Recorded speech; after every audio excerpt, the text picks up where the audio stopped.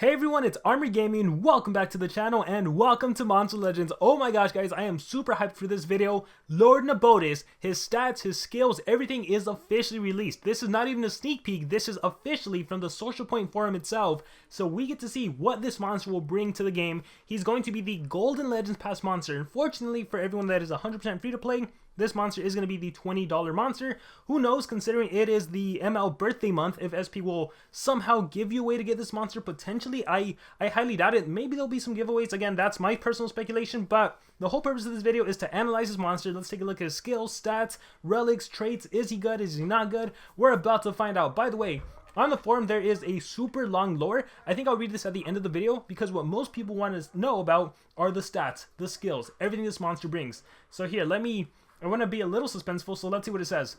Lord Nebotus is a dark attacker who can apply corruption, death countdowns, or nightmares to enemies, or gain evasion, double damage, and precision.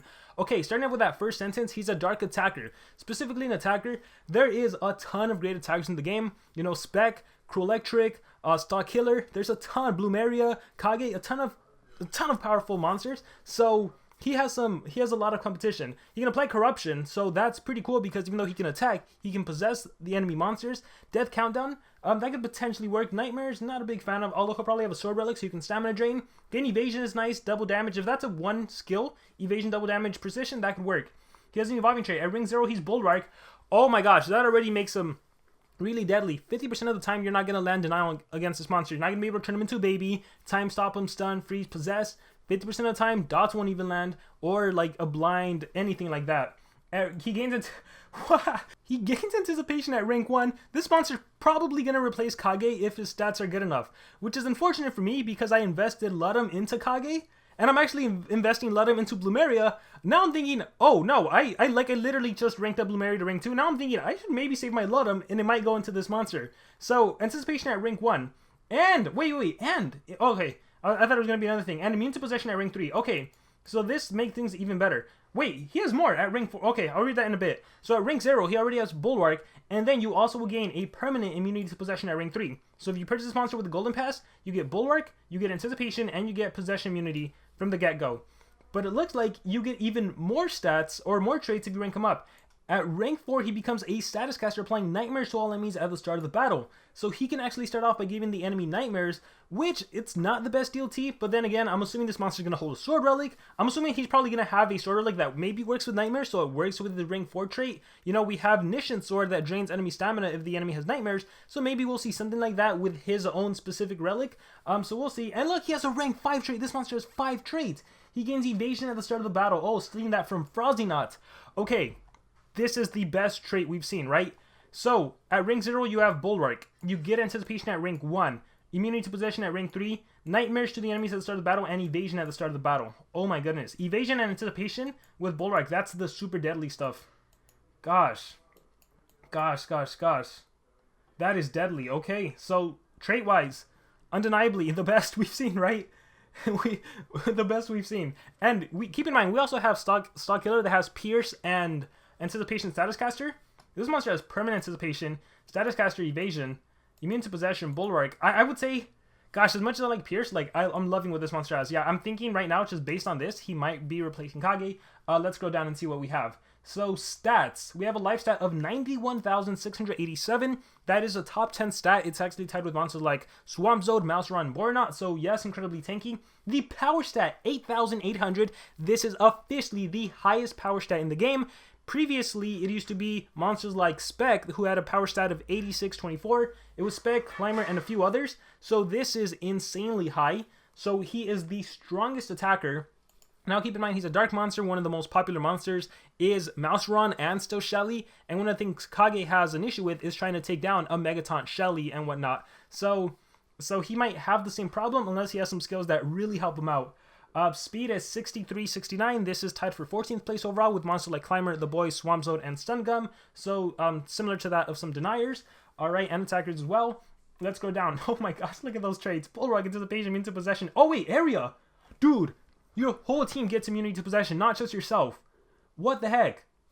Your whole entire team will get immunity to possession. I think they're missing an S on that possession, if I'm not mistaken. Oh wow, so your whole team can't be possessed. you're going to have to get trait disabled if you want to be able to possess the enemy team. Alright, so this definitely stumps a lot of... Well, the meta doesn't really revolve around denying much, but if there's any corrupted monster that focus on possession, I'm sorry, they're just not going to be as powerful. The anticipation itself, you know, it's a big counter to Unrelenting Assault. It's a big counter to any extra turns. Lots of monsters utilize extra turn skills. Like, we literally just got Ingwe, the exclusive bounty on monster that has 2 extra turn skills. So, this monster having anticipation, Ingwe's a dark, you literally have an elemental advantage against the exclusive bounty on monster. So, everyone that forked over $100 for rank 5 Ingwe, Lord Nebotus might kick your butt with anticipation, Bulwark, and everything going for this monster. Oh my gosh. Oh my gosh. Let's see. Sword and armor. So once again, the sword relic. So right now you can utilize the cane. I love the cane sword. It always, like, there's times when I go to 0 HP and I heal thanks to the sword, depending on how I died. I do imagine though, there's going to be a obsidian Lord Nebotus' sword that is probably going to be insanely powerful. We have the armor as well. He is an Evil Legion, Solar, and exclusive. I feel like he's in very few books. He needs to be in more books. Of course, he's a dark monster as well. Let's see what he has. Oh, look at that. He has 0 cooldown, 0 stamina skill, so even if he gets hit with CDA, even if he gets all of his stamina drained, because one thing I will tell you is the sword and armor relics, at least off the top of my head, are not really good at recovering stamina when you go to 0. So, like, yeah, I think there are some armors that when you take damage you can recover, but if you attack someone and you get hit with the Nabuline Strap and you go to 0, you're in trouble. Well, this monster has 2 0 cooldown skills. Scrolling down, yeah, he has 2 basic 0 cooldown skills.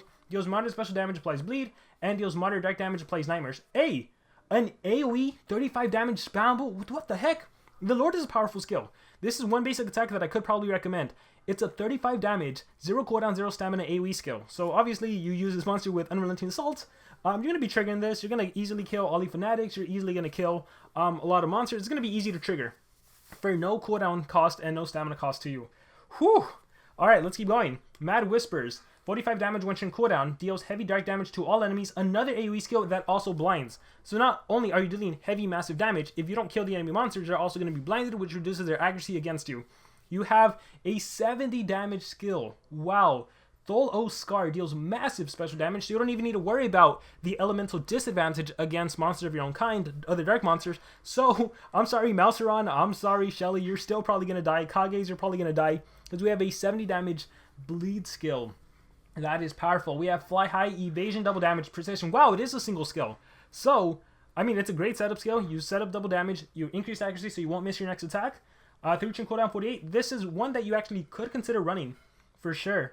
Let's see what else we have. Awful Dreams deals moderate dark damage to all enemies, applies nightmares to all enemies. So Awful Dreams compared to Mad Whispers, heavy dark, moderate dark, blinded nightmares. Honestly, you don't need Awful Dreams when you have a 45 damage AoE. Obviously you could run the 45 and the 40. You also have that 35 over there that deals nightmares. If I had to pick between Awful Dreams and the Lord, I'd go with the Lord because Awful Dreams has a 36 stamina cost and a 1 chin cooldown, whereas the Lord is literally spammable. Yeah, it's 5 less damage, but it essentially does the same thing. Unpure removes positive effects from one enemy. So this guy can be a Dispelling Fist user without needing Dispelling Fist.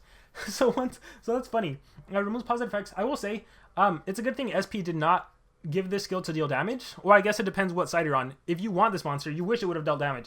If Unpure would have dealt damage, you would have been able to attack a Megaton monster. Let's say this dealt like 50-40 damage. You would have probably been able to attack a Megaton monster, and then Unpure, get rid of the Megatons, get an extra turn with Unrelenting Assault, and then go on and attack everyone. So, I think SP made a good call by giving this 0 damage, because otherwise this monster would have been insanely powerful, especially even against Megaton monsters like Shelly's, Mouserons, and so on. Gosh, that's crazy. To have a cleanse... Honestly, though, if you're going to run this monster as an attacker, you probably are going to not run Unpure. Sorry, Unpure. What else do we have? Corruption Lord. Deals heavy dark damage to an enemy, applies corrupted to an enemy. So he can possess, as we talked about. Honestly, that I don't even care about that anymore when we have this 70 damage skill. So off the top of my head, just looking at this monster, I would say you run the Lord, you run Mad Whispers, you run this massive special attack, and I would personally run Corruption Lord. I wouldn't run Unpure, I wouldn't run Awful Dreams. Fly High, situationally I would run it if I felt like I needed it, like, for whatever reason, like at rank 5, you start off with Evasion. If you, for whatever reason, needed to reinstate the Evasion, you could do that, set up double damage, maybe clear everyone. But most of the time with that skill set I mentioned, running Unrelenting Assault, you're going to dominate. Like, the Lord might become one of your most powerful skills. You have the Mad Whispers for where you need to blind everyone. By the way, even if you don't have Unrelenting Assaults, if you're newer to the game and you didn't buy the Season 1 Golden Pass, so you don't have UA, it's still a fantastic monster with a great skill set that can probably decimate enemy monsters. If you can't kill someone, you can also just corrupt them. That's cool. Let's see. Eternal Evil removes all negative effects. Nice. Gives 100% life and stamina to itself. Nice. Applies Pierce. This monster SP was like, we literally need to give everything to this monster. So they had to add in a skill. They gave this monster Pierce. I'm surprised we didn't see Dodge Area. Can you imagine, like, where's the skill? Fly High also gave Dodge Area. SP literally almost gave this monster everything. We have the Pierce. We have the Anticipation. We have the Evasion. We have the Bullrug. Oh my gosh. An Area status caster. Gosh. A status caster against the enemy. It removes 50% of total life. Okay, this monster not only does a full reset, negative effects are gone, 100% life, 100% stamina, Pierce. This monster also like minus 50% life total from all enemies. And considering you get this like in the middle of the game, you apply Pierce. It doesn't matter if the enemies have a shield. If their HP is below 50, they're dead. Oh, what the heck is this monster? What the heck is this monster? This monster is powerful. I gotta admit, while I don't like the fact that he's the $20 Golden Pass monster, I am surprised SP didn't make this the $50 monster, and it makes me wonder, what is Boom Shaka Laka Laka whatever going to have if Lord Nebotus is like this powerful?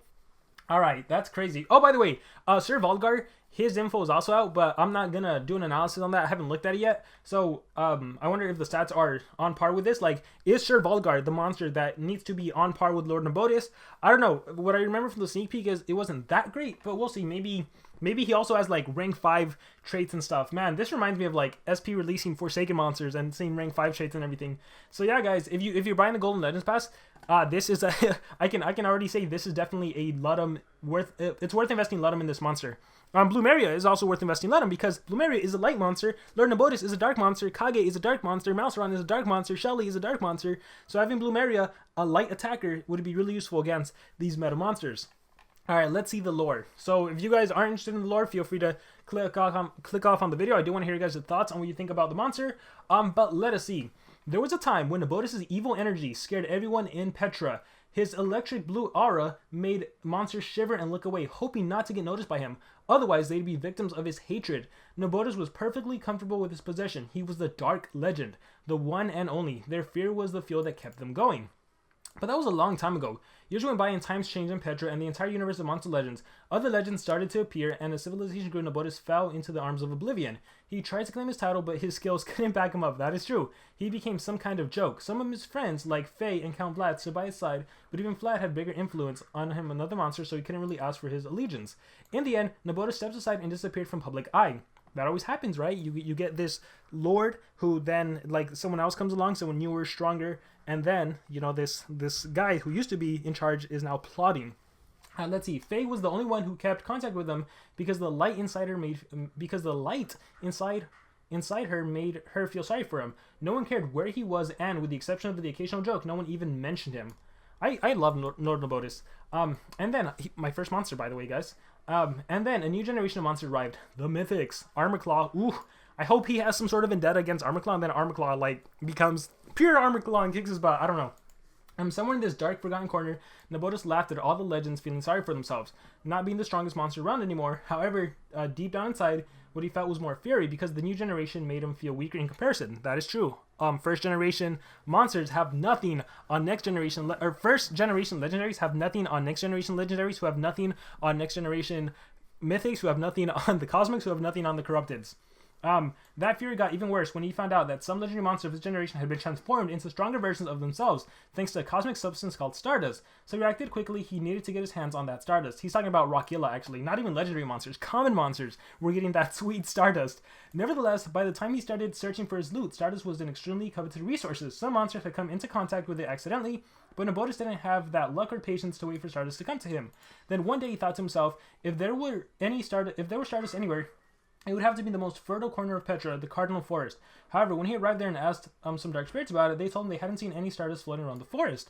The fact that no cosmic life had appeared in the Cardinal Forest sounded suspicious. He wanted to see if it was true with his own eyes, so he went into the forest under the watchful eye of Warmaster Zara, who didn't trust him.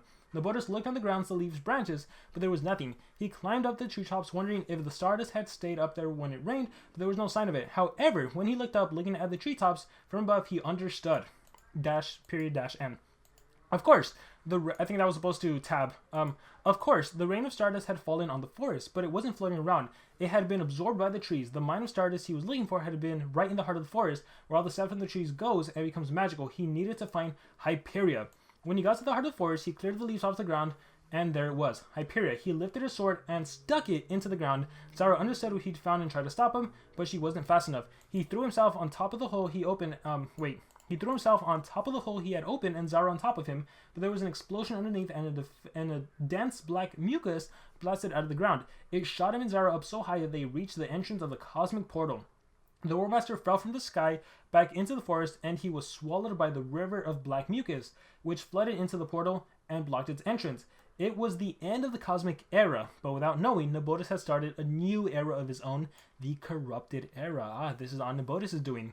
That black mucus was Ludum, a new resource that was way stronger than Stardust, and he was covered in it. Nebotus transformed into the monster he'd wanted to become for years, Lord Nebotus.